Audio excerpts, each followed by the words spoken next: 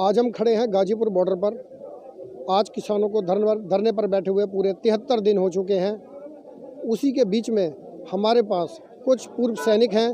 आइए जानने का प्रयास करते हैं वो किस प्रकार से किसानों को समर्थन दे रहे हैं। आप अपना नाम बताइए। सूबेदार मेजर जयप्रकाश मिश्रा, संस्थापक और राष्ट्रीय अध्यक्ष होटल संस्था। अभी तक किसानों की जो मांगे सरकार ने नहीं मानी है, उसके पीछे क्या मंशा हो सकती है? नहीं मांग रही है, धीरे धीरे मांग रही है, तो नहीं बोलेंगे, मान रही है। जैसे 1 इंच बोली थी कि 1 इंच नहीं हिलेंगे, मोदी जी बोले थे 1 इंच नहीं हिलेंगे, तो 9 संशोधन कर दिया, 1.5 साल के लिए मान लिया। धीरे धीरे आएगा, उनके गले में उतर रहा है धीरे धीरे। क्या मांगे और हो सकती है कि ये अपनी मांगों को कहाँ तक बढ़ा सकते हैं या अभी घटाने की उम्मीद लग रही है? घटाने को भी जितना मान लिए हैं उतना तो मान ही लिया, उससे ऊपर ही जाएंगे, उससे नीचे थोड़ा कहाँ जाएगा। और हमारी मांगे, किसानों की मांगे यही है कि तीनों काले बिल वापस हो, MSP पर कानून बने। अगर जो यहाँ तक नहीं होता है तो एक हम बीच का रास्ता हम बता सकते हैं कि अगर जो अपना भी ईगो रखना चाहते हैं, बीच का रास्ता हो सकता है। हाँ, बीच का रास्ता यही है कि वो 3 साल के लिए इस कानून को रोक दें और 3 साल के बाद जब 2024 का चुनाव आता है तो उसमें मैनिफेस्टो में लिखें कि हम ये तीनों बिल लाएंगे और MSP पर कानून नहीं बनाएंगे और बैलेट पेपर से चुनाव होगा। उसके बाद से जीत जाते हैं तो लागू कर दें। अच्छा, एक बात मैं जानना चाह रहा हूँ कि 6 तारीख का जैसे कि बोला गया था कि वहाँ चक्का जाम किया जाएगा, बिल्कुल, और चक्का जाम हुआ भी है, लेकिन मुझे ये बताइए कहाँ तक ये सफल रहा है चक्का जाम? बहुत सफल रहा है। सिर्फ अपने 3 स्टेट में नहीं हुआ है, दिल्ली और उत्तराखंड और उत्तर प्रदेश में, क्योंकि ये जैसे 26 जनवरी को इन्होंने षड्यंत्र रचा था वहाँ पर, उसी तरह से कुछ खुफिया जानकारी मिली थी कि ये जो है कि यहाँ पर भी कुछ उत्तर प्रदेश में क्यों नहीं किया गया? इसीलिए नहीं किया गया कि इनका सूत्रों से पता चला था कि मतलब ये गदर मचाएंगे खुद बीजेपी वाले। ये भी पता लगा था कि जो किसानों के जो चक्का जाम करने की रखी गई थी बात कि यूपी में इस टाइम फसल कट रही है, इसी को देखते हुए कि किसान अपने कार्य करते रहे, उसको देखते हुए यहाँ पे रोका गया था चक्का जाम, ऐसा सुनने में आ रहा था। नहीं, ऐसा कुछ नहीं है। किसान फिर भी आ जाएंगे। किसान का कितना भी नुकसान होगा तो, क्योंकि किसानी नष्ट हो रहा है तो किसान रही कहाँ जाएगा। इस बार फसल काट लेगा, अगले बार फसल कहाँ से काटेगा? अगर जो कानून लग जाती है तो इस बार तो फसल काट लेगा, अगले बार कहाँ से फसल काटेगा बताइए। अच्छा, मैं एक बात जानना और चाह रहा था कि अपना जो इस टाइम पे आपकी अपनी भूमि है क्या? अपनी जमीन है? बिल्कुल जमीन है। हाँ, बिल्कुल। हाँ, किसान भी हैं हम जी, खेती भी करते हैं। अच्छा, कहाँ से है वैसे आप? बाराबंकी से और देवरिया दोनों जगह हमारा खेती है। जी, अच्छा, आप अपना नाम बताइए सर। मेरा नाम एक्स सूबेदार वीर सिंह चौहान है। जी, कहाँ से हैं सर आप? मैं बेसिकली हरियाणा से बिलोंग करता हूँ। अच्छा, क्या लगता है कि सरकार मांगों को मानेगी? देखिए, ये जनता है, ये देश है, और ये देश ही इस सरकार को वहाँ चुन करके भेजता है। जी, अल्टीमेटली मानना चाहिए, और मुझे ऐसा लगता है कि मानेगी, क्योंकि जनता का प्रेशर बहुत होता है। अब पूरा धीरे धीरे पूरे देश में जैसे जैसे लोगों को पता चल रहा है जी, दूर दराज के किसानों को पता ही नहीं था उनको ये क्या कानून है, इनके बारे में जैसे जैसे पता लगता जा रहा है। पूरे देश के किसान एकजुट होकर के हर जगह से आज चक्का जाम में भी जो है शामिल हुए हैं, और किसानों की इस मांग को लेकर के आज जो आंदोलन था उसको और तेज किया है। अच्छा, मैं जानना चाह रहा था कि जैसे सिंधु बॉर्डर है, आपका कुंडली बॉर्डर है, यहाँ पर किसानों की संख्या घटती जा रही है, उसका रीज़न क्या है? नहीं, ऐसा नहीं है, घटती नहीं जा रही। मैं कल ही वहाँ से कुंडली बॉर्डर से निकला था जी, अब पूरा पता नहीं कितने किलोमीटर तक का जो ना आज जैसे था वैसे ही उससे भी सर, कुछ ज़्यादा है। मैंने अभी परसों कवरेज की थी कुंडली बॉर्डर में, तो वहाँ पर किसानों की संख्या मुझे कम नजर आई, तो इसलिए मैंने आपसे पूछा। भाई, किसानों के काम जो खेती बाड़ी का जो अभी जैसे गेहूं का खेत है, रबी की फसल है, उसमें पानी पात कुछ न कुछ अल्टरनेट किसान आ रहे हैं, जा रहे हैं, आ रहे हैं, जा रहे हैं, यानी कि आंदोलन भी जारी है और अपनी खेती को भी संभालना है। उसको तो बर्बाद नहीं कर सकते, जिसके ऊपर जो है पूरा देश जीवित रहता है, तो वो भी जारी है और ये भी जारी है। कमज़ोर नहीं हुआ है, किसी भी मायने में कमज़ोर नहीं हुआ। आंदोलन आज जो है उससे पहले से भी 26 तारीख के बाद से और तेज़ हुआ है, और ताकत आई है और विश्वास आया है किसानों के बीच में। और मुझे पूरा यकीन है कि ये जो पूरे देश का जो कुछ दलाल तबका था, देखो साहब, जिस टाइम अंग्रेज देश को शासन कर रहे थे उस वक्त भी कुछ हिंदुस्तानी दलाल थे, मुट्ठी भर दलाल हमेशा होते आए हैं। ये देश तो क्रांति वीरों का है, भगत सिंह, सुखदेव, राजगुरु, मंगल पांडे, पाकुला खान, उन क्रांति वीरों का खून इन किसानों के बीच में है। और मुझे पूरा यकीन है ये बैठने वाले, चुप होने वाले नहीं है जब तक इनकी मांगों को नहीं मान लेगी सरकार, और सरकार को मानना ही पड़ेगा। अच्छा, एक बात और बताइए, कितने संगठन यहाँ पर आपके हेल्प कर रहे हैं?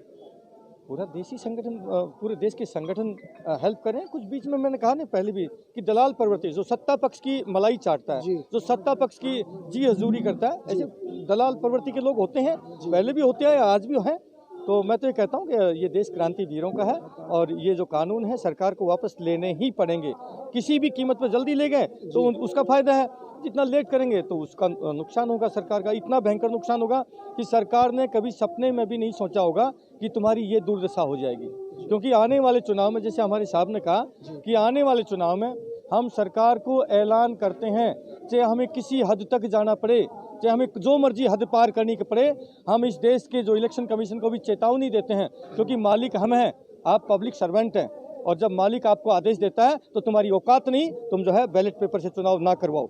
ये बैलेट पेपर से चुनाव होगा, किसी भी कीमत पर होगा, चाहे खून की क्रांतियां हमें लानी पड़े। साहब क्या बात कर रहे हैं, टोटली देश के अंदर ईवीएम मशीन का खेल खेल करके यहाँ सरकारी बना रहे।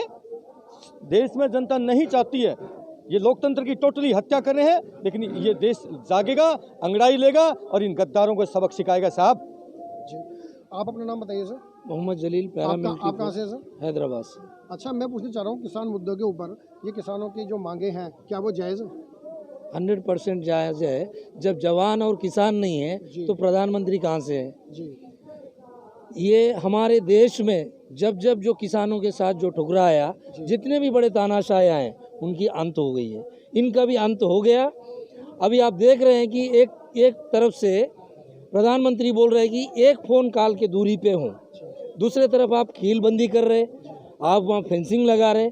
क्या ये फेंसिंग जो है बांग्लादेश बॉर्डर पे लगाओ, ये पाकिस्तान बॉर्डर पे लगाओ, चाइना बॉर्डर पे लगाओ। चाइना के लोग आके अंदर यहाँ कॉलोनी बना रहे। हमारे देश के जो किसान सिर्फ फसल ही नहीं उगाता है, जो जवान भी पैदा करता है, देश की सेवा करने के लिए बॉर्डर पे भेजता है। आज हमारे प्रधानमंत्री बोलते हैं मैं चौकीदार हूँ। अगर आप सच्चे चौकीदार होते ना तो पहले दिन जिस दिन किसान यहाँ पे आया उसी दिन आप जो बिल को रद्द कर देते। आप नकली चौकीदार है। आपने अभी तक जितने भी वादे किए हैं, एक वादे पे आप जो भी आपने वादे कर दिया, एक पे भी आप खड़े उतरे हैं। आप मीडिया से है, आप भी जानते हैं ये लोग जितने भी झूठे वादे किए, एक वादे पे जनता को मूर्ख बना के अब बहुत हो गया। देश की जनता भी जानने लगी है। अभी 2024 है ना, वो ख़त्म है। आप लोग जो किसान जो टक्कर आपने जो लिया है, किसानों से टक्कर लिया है, ये जो 80% जो किसान है देश का, जो देश के जवानों को दे रहा, और जो जितना भी जो अन्न जो आप भी यहाँ आके हमसे बात कर रहे, देश का जो किसान नहीं है, तो प्रधानमंत्री भी जो अन्न खा रहे हैं किसान का अन्न खा के आज ये काले कानून 1.5 साल वापस लो, फिर बोल रहे हैं कि ये काले कानून है, इसमें अर्थ क्या है? ये लोगों को क्या अर्थ? किसान के जो बच्चे, नौजवान बच्चे, पढ़े लिखे बच्चे आ रहे हैं यहाँ आके किसानों से क्वेश्चन करो ना, मीडिया को लेके। आज गोदी मीडिया भी पूरी एकदम बिक चुकी है। आप जैसे जो सोशल मीडिया में लोग आके ये आवाज़ को, किसानों की जो आवाज़ को जो बुलंद करके, आप लोग जो लोगों को हम धन्यवाद देते हैं, जो सोशल मीडिया के नौजवान बच्चे जो 28 तारीख को यहाँ पे ये लोग आतंक मचा रहे थे, सोशल मीडिया की ताकत थी। गोदी मीडिया घर में बैठ के ये लोग किसान आतंकवादी है, नक्सल है, इस तरीके से जो किसानों को बोला जा रहा, ये बहुत बड़ी दुख की बात है। मैं आपसे जानना चाह रहा हूँ 2022 का जो आगामी इलेक्शन आने वाले हैं उसमें क्या लगता है सरकार के? सर आप देखेंगे 0 अंडा मिलेगा, अंडा। देश की जनता आज जो किसान जो अन्न जो उगा रहा, आज अगर वो किसान जो आपके लिए हमारे लिए लड़ रहा है, ये लड़ाई किसान को लड़ना नहीं चाहिए, हमें लड़ना चाहिए था। हमारे आज जो 50 रुपए में जो चावल मिल रहा ना, वो अगर ये अंबानी अदानी के कंट्रोल में चला जाएगा, ये 500 रुपये किलो, देखना 500 रुपये किलो होगा। ये दिन आएगा, ये दिन के लिए हमारे साथ जो किसान खड़े के हमारे लिए लड़ रहे। किसान जो फसल जो उगाता है तो 1 साल के लिए जो फसल वो अपने लिए रख के खाता है। आपको हमको महीना जाके खरीद के खाना पड़ता है जी। ये जो हम सब मिलके किसानों के लिए अगर नहीं लड़ेंगे, एक दिन जो ये आज़ादी की दूसरी लड़ाई है, अगर अभी नहीं तो कभी नहीं। जय जवान जय किसान। आप अपना नाम बताइए सर। मैं अनुराग लठवाल, पूर्व सैनिक के राष्ट्रीय सचिव वेटरन्स एसोसिएशन। आप कितने टाइम से बने हुए हैं यहाँ पे? हम 6 दिसंबर से हैं यहाँ। आप कंटिन्यू 6 दिसंबर से बने हुए हैं या बीच में भी ब्रेक लगा था? 16 दिसंबर, सॉरी 16 दिसंबर। 16 दिसंबर से। जी जी। जो ये मांगे हम लोग लग रहे हैं, आप लोग कह रहे हैं कि हमारी मांगे जायज़ हैं और सरकार उसे मान नहीं रही है, उस विषय में आप क्या कहना चाहते हैं? जी देखिए, हमारी तो मांगे जायज़ हैं ही हैं, तभी हम बैठे हैं यहाँ पे, और शहीदी भी 170 से ज़्यादा हो चुकी हैं। दूसरा, सरकार इसलिए नहीं मान रही है, सरकार ने अरबों रुपया चुनाव प्रचार के दौरान पूंजीपतियों से लेके खर्च कर दिया, अडानी अंबानी का। उसके बाद में अभी अरबों रुपया उन्होंने लगवा दिया, 1000 स्टोर बनाए हैं, जिसका अभी बिल आने के बाद में पता लग गया देश की जनता को। वो पहले इन्होंने बोला था कोच फैक्ट्री बन रही है जी। जब उनका साइज सामने आया बिल के साथ ही, अभी बिल पास हुआ, तो फिर जनता ने देखा कि ये जो रेल कोच फैक्ट्री बन रही है, इसकी जगह तो बड़े बड़े ड्राम लगा रखे उन्होंने। तब क्लियर समझ में आया कि ये अनाज भंडारण की है, कि 3 साल पहले की। अभी बिल 5 जून को नहीं आया है, बिल तो उसी दिन आ गया था जिस दिन इस प्रोजेक्ट के ऊपर 45 लाख करोड़ रुपया ये पूंजीवादी लोग देश का, किसान का हड़पना चाह रहे थे।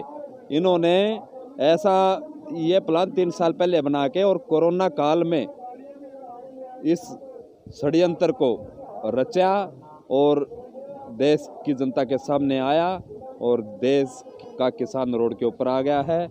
और अब इनके षड्यंत्र का पर्दाफाश हो चुका है। अब ये मुंह की खाएंगे, और जितना ये लेट करेंगे उतनी हमारी भी गांवों के अंदर, हर गांव के अंदर खाप पंचायतें एक्टिव हो चुकी हैं, बुरे तरीके से सक्रिय हैं, रोष है लोगों के अंदर। मैं बीजेपी के नेताओं को सभी को बताना चाहता हूं, हरियाणा के अंदर खासकर अगर जाओ तो भाई वहाँ पे कब आपके ऊपर कार्रवाई हो जाएगी किसी भी टाइप की, मुंह भी काला हो सकता है, जूतों की माला भी डल सकती है। और खासकर मेरे इलाके सोनीपत में तो लठ भी फेरा जा सकता है। तो नेता मंत्री सब खुद जिम्मेवार होंगे, हमारी कोई जिम्मेवारी नहीं है। गांव के अंदर नहीं घुसोगे जब तक बिल वापस नहीं होगा। जी। अब आप देख सकते हैं कि मैं यहाँ पर खड़ा हूँ और यहाँ पे पूर्व सैनिक मेरे साथ बने हुए हैं। उनका कहना यह है कि वो सरकार द्वारा जो मांगे वो मानने को तैयार नहीं है, ये एक षड्यंत्र है और कुछ नहीं है, और ये नाखुश हैं। उनका कहना है कि ये मांगे जो 3 मांगे हैं, ये काले कानून जो है उसको रद्द किया जाए। कैमरामैन अतुल के साथ मैं अमित शर्मा, दिल्ली लाइव, गाजियाबाद।